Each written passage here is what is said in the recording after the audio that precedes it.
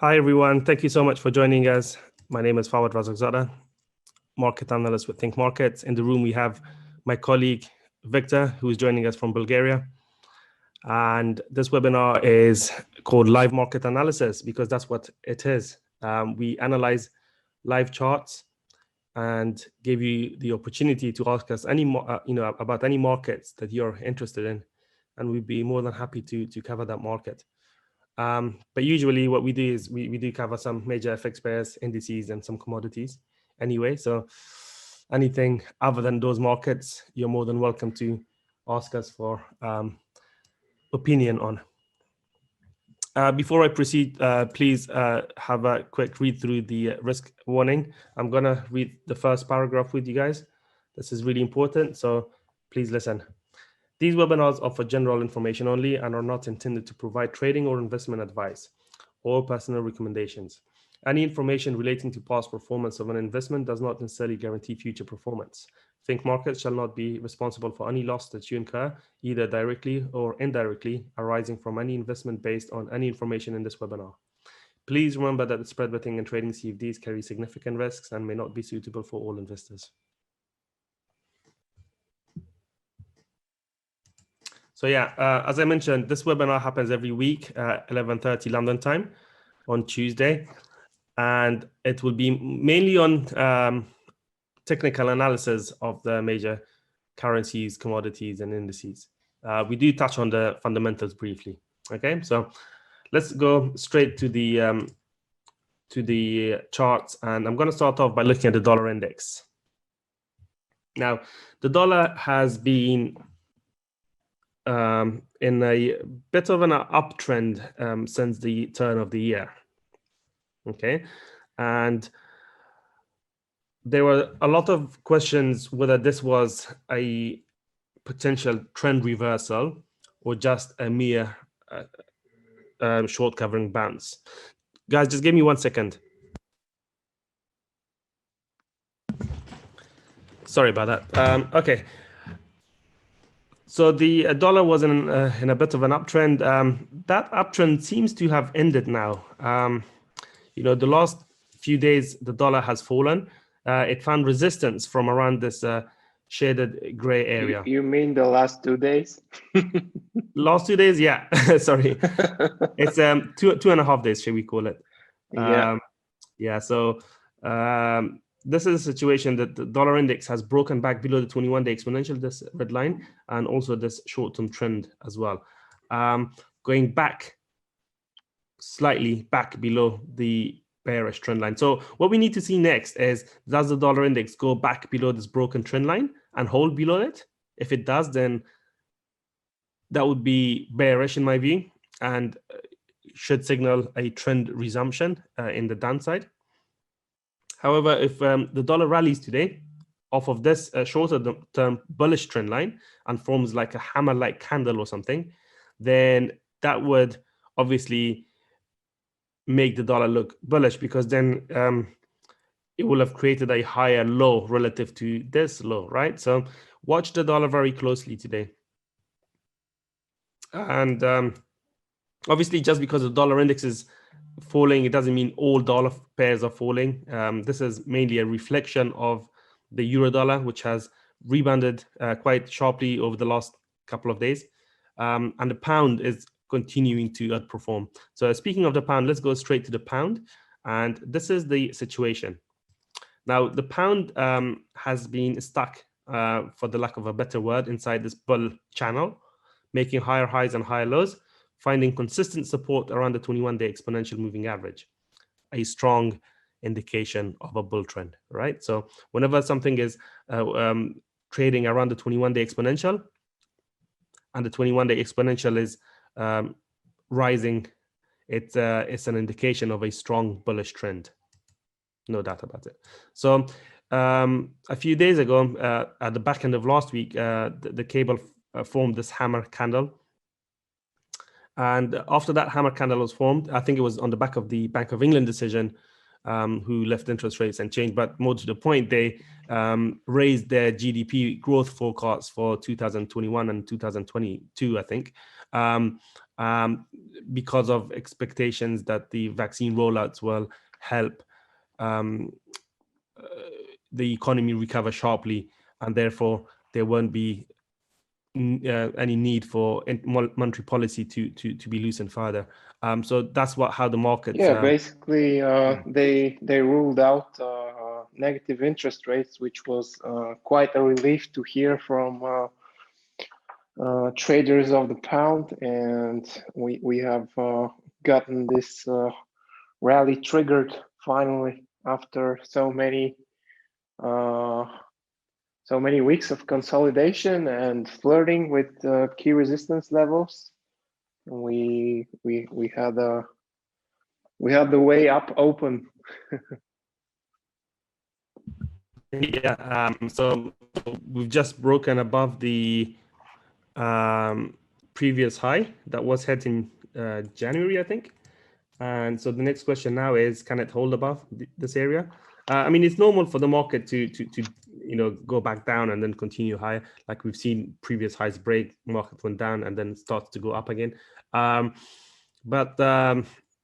It's been consolidating in a tightish range for a number of days, and so I think this latest breakout could be a game changer insofar as the short term is concerned. I think it's going to accelerate to the upside now. So the key level of support to watch now is at 3750, I should say, because if you zoom in a little bit, you can see that level has been touched so many times by the wicks of these candles, and yesterday as well tried to break through it, didn't close below. Today it's broken above it, so we could see the cable come back down to retest this level one more time and then take off from there.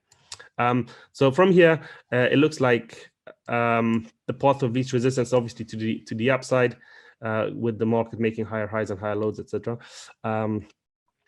The next target are the round psychological handles like 138, 139, but the key level is 140 for me, because that level was where the pound was trading before the 2016 referendum. Yeah, and then when Brexit happened, it sank to below 120, and it's now kind of recovering back towards that 140 handle, where it all started. So when it gets there, then we can, if it gets there, we can then reassess what's the next likely direction, short-term direction for the fund. But for the time being, the short-term direction is to the upside, and 140 is a key level that it's probably reaching out for. Okay. So if you have any questions on the cable, please stop us and ask. Otherwise, actually, before I move on, I can move up this invalidation level, this bearish buys below to the most recent low here, because that was the last low created prior to price making a new higher high. So therefore, there should be no reason for price now to come back and take out that level again, or retest that level. If it does, then that would be a bearish scenario, and it could lead to a potential correction towards 133s, 134s, who knows. But that's the kind of line in the sand insofar as the short-term bullish trend is concerned. So if you're bullish on the pound like we are, you want the pound to stay above that level now. Okay. Now, I spoke about the euro dollar. Let's get straight to it. Myself and Victor, we have been in a kind of a disagreement on this pair. I still don't have too strong a view on it, to be honest. I think because the dollar is on a downward trajectory, that it's gonna go up, but I'm not as convinced on the euro as I am on the pound.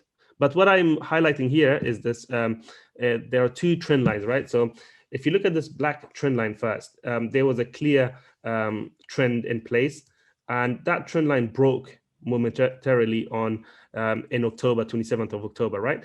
And the market went below it, held below it for a while, and then it reclaimed it. I shared this example in the webinar on Friday. So any of you who are watching this, You will remember that, right? Then I said the breakdown below the blue trend line, which is a more significant trend line, could also be temporary, because 120 is a massive level of support if you zoom out to your higher time frames, like the weekly chart here, for example. You see 120 was previously resistance, support, resistance, whatever, and now it's kind of being tested as support once again, and we're bouncing off of it. So that's why on the daily I said the move down below 120 could be a temporary move, because if it is reclaimed really quickly, like it has done so now, then this is possibly a bullish sign. So where do we go from here? Well, this is what I think. Okay, so it's broken the short-term bearish trend line. Let's color that in red. Yeah, it's broken above that. It's reclaimed the bullish trend line, and it's reclaimed this support area that had previously provided support. This black level here at 120.60. This was the level here. Price bounced again here before it finally gave way in this area. So now that this level is reclaimed, this is going to be our key support to watch. Okay, so that level is now going to be our key level of support that needs to be defended for the bullish bias to remain intact. If you go back below that level, however, then it will also take us back below the trend line, and therefore signal that perhaps the market wants to go down. So that's the key level for me now, 120.60-ish. I want to see price hold above that level on a daily closing basis. In terms of resistance, 121.50 is the next level up. This level was previously support and resistance. Price had struggled around that level previously, leading to that most recent drop. So we could see some resistance should price get to 121.50. Anything above that, really, there's nothing significant until the previous high that was hit earlier this year at 122. Yeah, I would say that the 121.70 area, I would say. Yeah. So slightly above that. The previous consolidation level, 70-80, that area between 70 and 80. Yeah. So as to right now, we have seen a healthy bounce from the previous key support that we identified together as 120. Yeah. It looks like both of us got what they were looking for. Yeah. I mean, you were bearish on this pair since 123.50ish. So you got at least 350 pips from this, right? In the direction, yeah. We need to see another leg of consolidation and probably some news flows out of the Eurozone, probably with the first numbers for the new year. Right. And so let's see how the European economy is faring. As far as the US economy, we've seen that things are looking better, certainly. Slightly better than the Eurozone, certainly, yeah. Yeah, but nevertheless, the trigger for this correction higher was the non-farm payrolls report on Friday, which was not as rosy as expected. Yeah. So let's move on to the next pair or another asset class. Let's cover one more major currency pair. Should we do Aussie? Okay, let's do the Aussie. The Aussie as well looks very similar to the euro. Okay, so it's all related to the ongoing risk on reflationary trade. What the hell is a reflationary trade?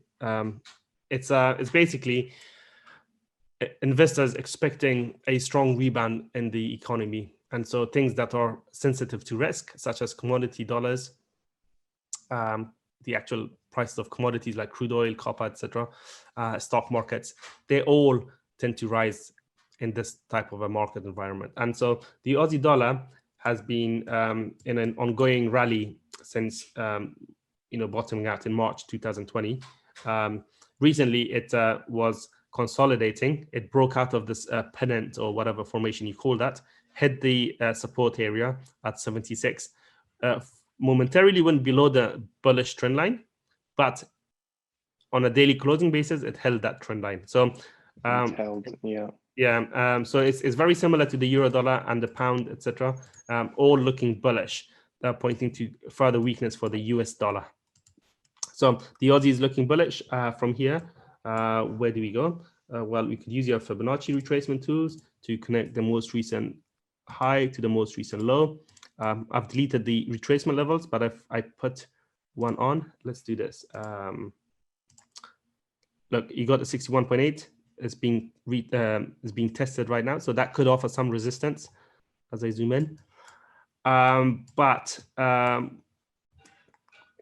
my view is that even if it does pull back a little bit from here, that it's gonna continue higher once again. And looking for the next level of support, I would say the high of this hammer, this bullish looking candle is the next key level of support at 76.75, because that level was previously, as you can see, also support by the wicks of these candles that were eventually broken but now reclaimed. So around 76.80-ish is where price could bounce from, should the 61.8 or 78.6 Fib retrace provide some resistance. Ultimately, though, it's a bullish trend, and so the path of least resistance is to the upside. And from here, the next big target is the liquidity resting above the most recent high. What do I mean by that? By liquidity resting, it means that people who are selling, some of those guys may have stops resting above the most recent high. So therefore, the high above this area represents a pool of liquidity where stop orders are resting, specifically buy stop orders resting from people who have short positions in this market. So what we may see is if price were to edge closer to the most recent high, then expect a breakout, a sharp breakout to take out those orders. And then from there, we have the Fibonacci extensions as the subsequent targets.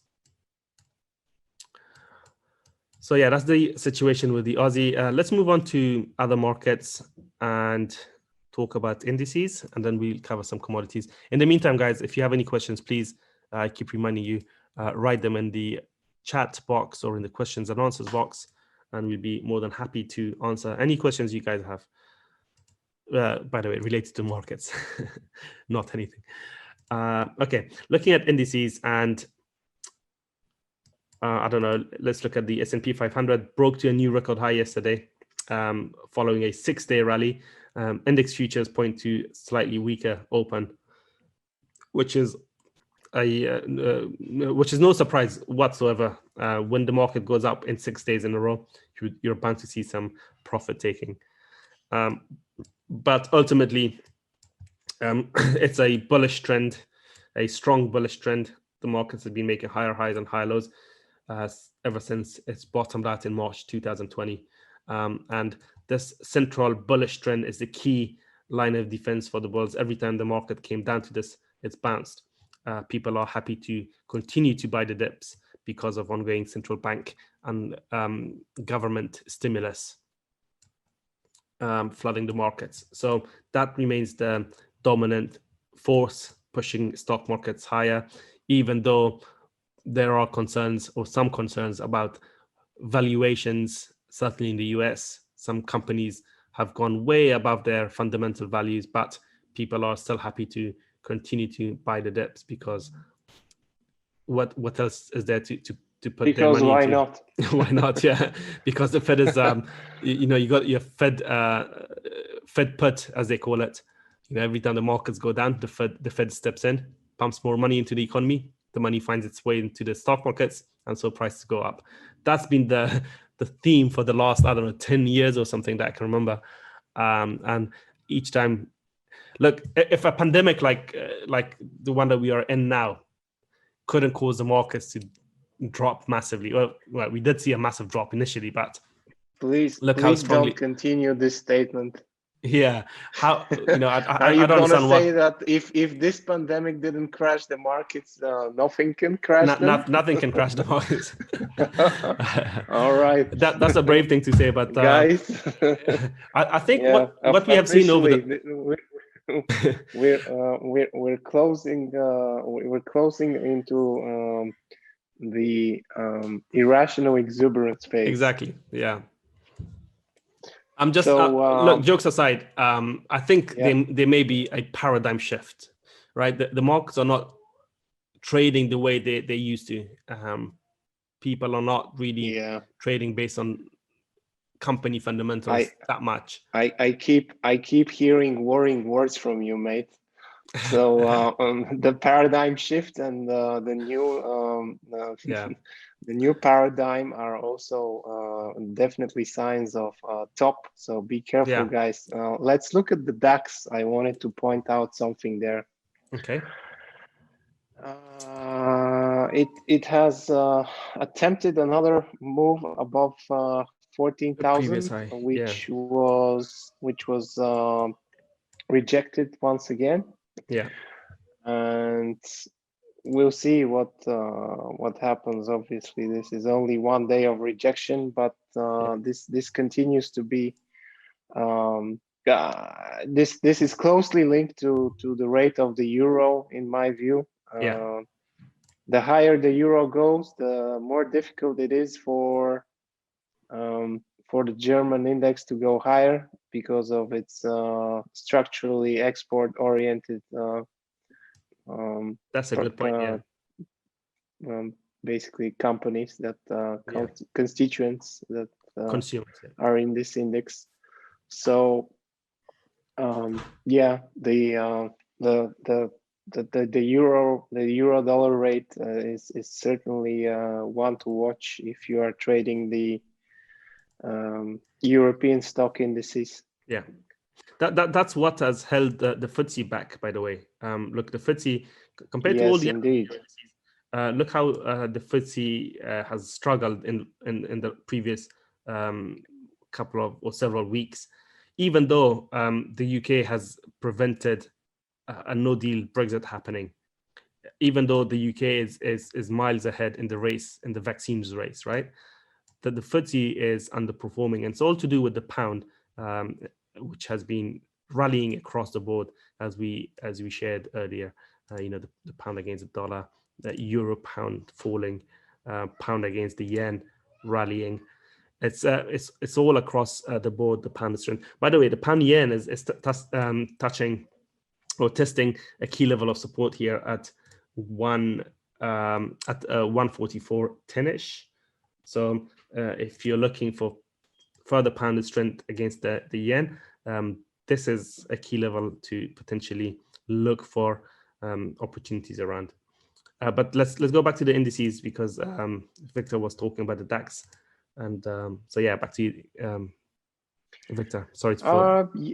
So the key resistance level here seems to be above 14,150. Yeah, or thereabout. When we see a daily close above that, we might be more constructive on the DAX. However, until that happens, assuming the euro keeps going higher, I wouldn't expect the DAX to follow up higher. Yeah. And if you want to look at the S&P 500 and we saw the S&P, but the Nasdaq. Nasdaq, yeah. The Nasdaq index, it's near all-time highs, and we're in the same theme of government stimulus and central banks, as Fawad mentioned. However, all the conditions for this melt up are obvious. It's been happening for a while now. one day it's going to be over, and be careful when you exit. Yeah. So when the markets are trading the way they are, the stock indices, it's how do you trade it? Some traders buy dips. Struggle. Sorry, buy the dips, yeah. But how do you buy the dips? Do you wait for the market to go down, form a bullish signal, then buy the dip, or do you buy the next support level blindly? Not really. You just well, to me, what a strategy is to basically identify a level that you think is feasible, and basically just go blindly. Don't expect any consolidations and so that's kind of levels trading, right? And whatever. Yeah. But you just need to have a very tight stop loss. Yeah. When you're fishing, or maybe not too tight, because you don't want to be taken out prematurely of your trade as well. Well, it's better that you get taken out 50 pips or thereabout than observe a gap lower of 500 points. And you don't want that to happen. As we well know, the moves to the downside are much more violent. So this is why when a trader is looking to buy dips in a bullish market, I definitely advise them to have tight stop losses. Right. But even though it has to be a tight stop, it has to be below a level where your analysis is invalid should price go below that level. So, for example, this is just an example. If you are looking to buy the Nasdaq 100 CFD or whatever, the next time the market say dips to this trend line, and if you look for bullish setups around there, then maybe it's an ideal scenario to place your stop would be below this low here.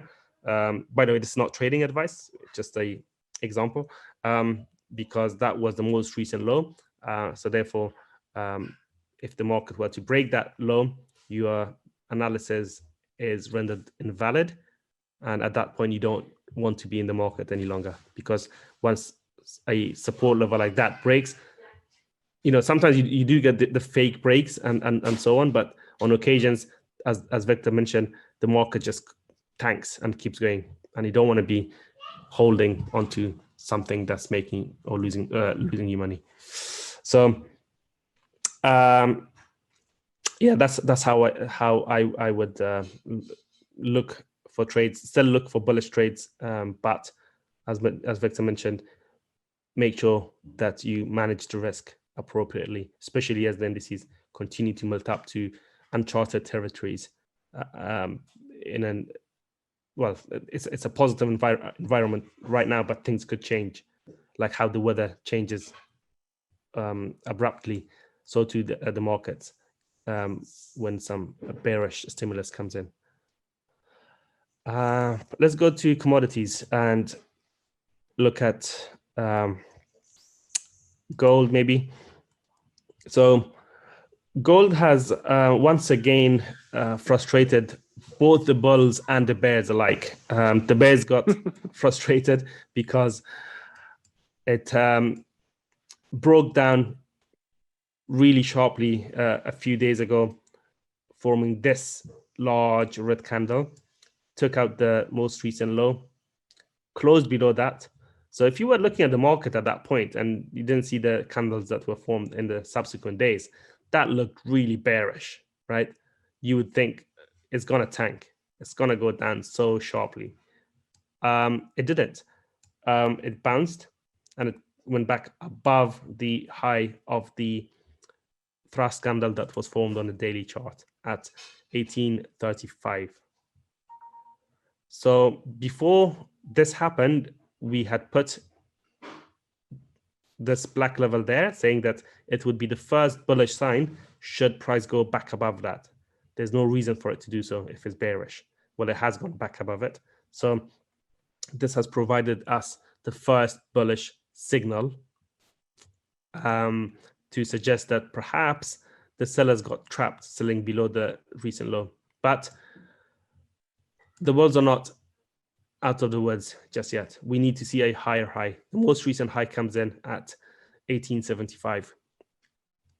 So for me, gold will need to go above that level now to form a higher high in order for the long-term bullish trend to resume. While it is in between these two levels, it could literally go in either direction, but I would be leaning slightly to the bullish argument given what's happened in the last 2.5 days with gold coming back up. But as I said, we need to see a higher high now.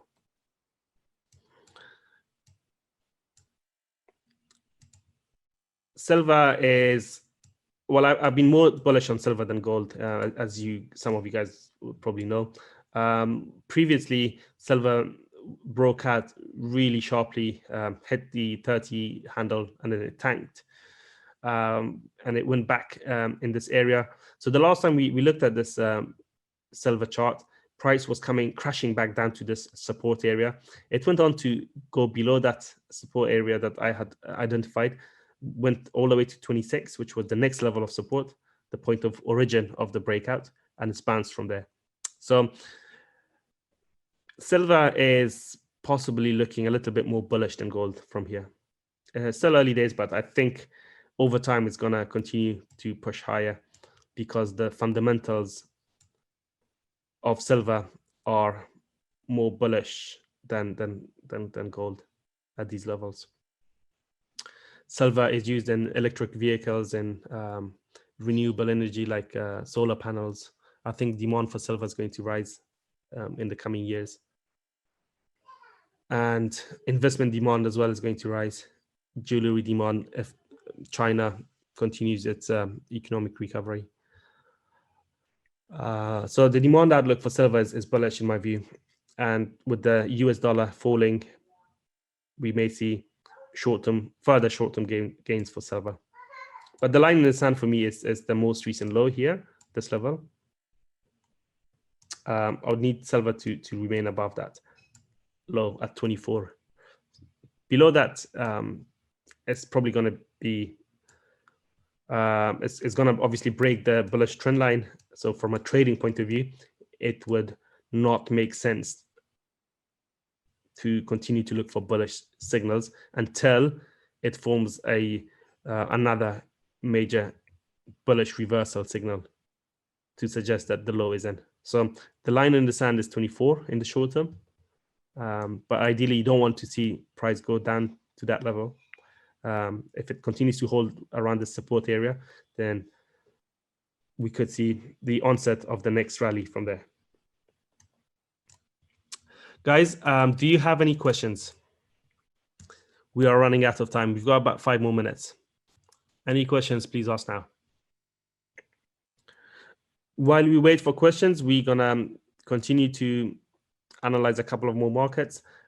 Is there anything? Let's have a look at oil, perhaps. Oil? Yeah, sure. US oil is getting closer and closer to the 60 handle. Remember at one point, to the 660 mark, which is quite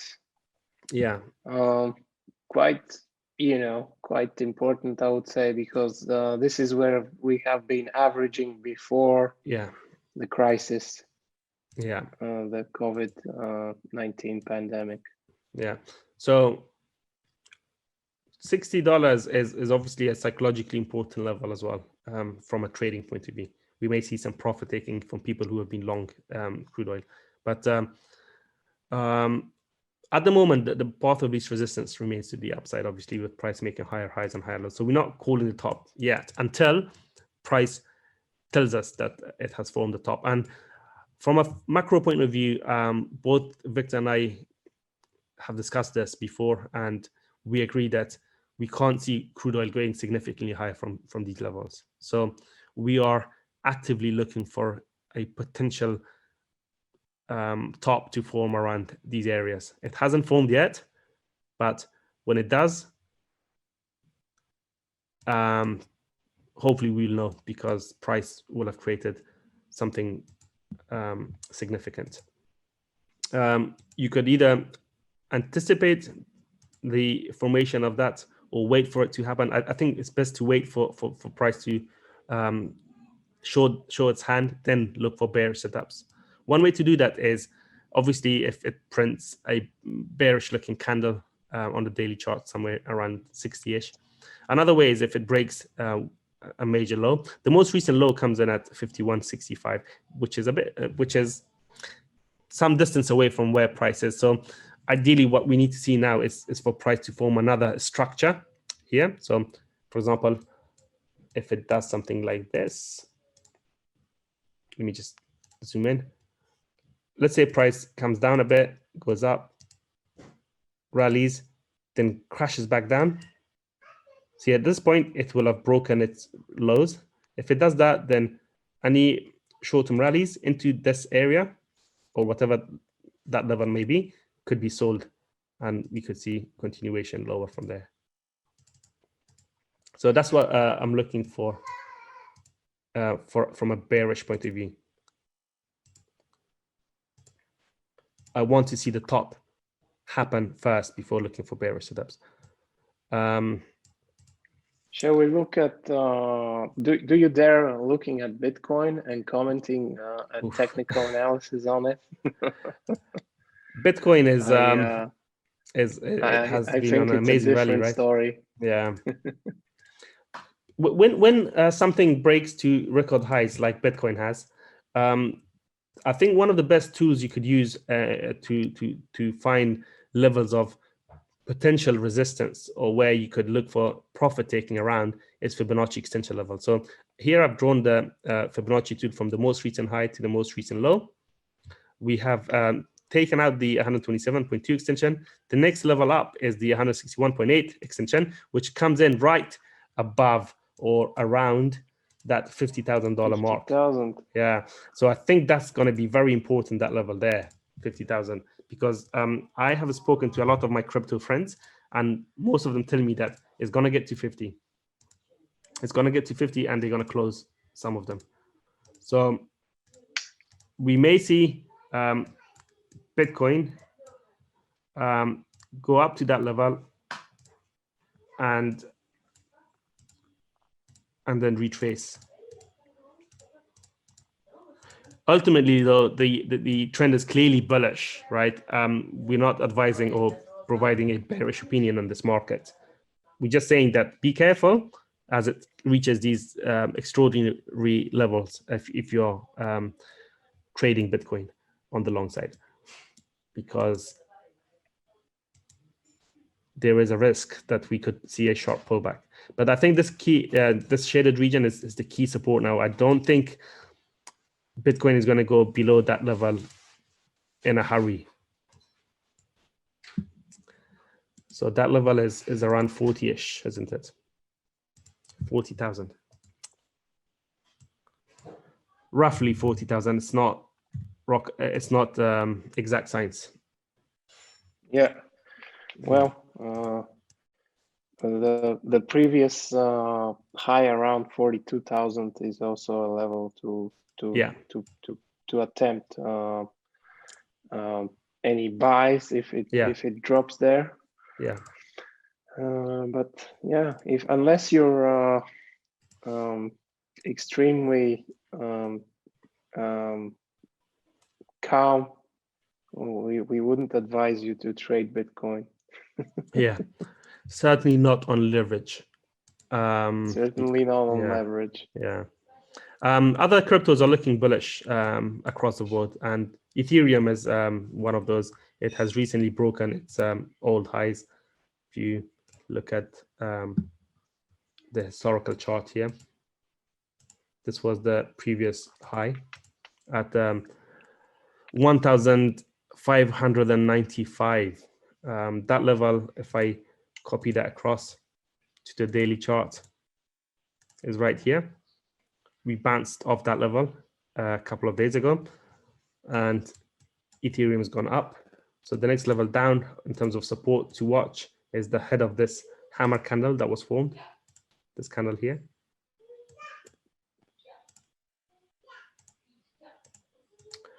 So therefore, if you're looking for bullish trades on this market, somewhere around, what have I done? Somewhere around the shaded region is probably a decent technical area to expect a possible bounce from. If we lose that, then Ethereum could go down to the next level down, which is the base of the breakout at 1381. I can't see any questions, Victor. So let's end the webinar. Thank you so much for joining us. I hope you found this useful. We are back at the same time next week. Make sure to join us then. For those of you who are watching and recording this on YouTube, please remember that joining live, you can ask us questions about any markets, and we're more than happy to provide technical analysis, or in some cases, fundamental analysis on any market that is tradable with Think Markets. So please make sure to join us live next time if you can.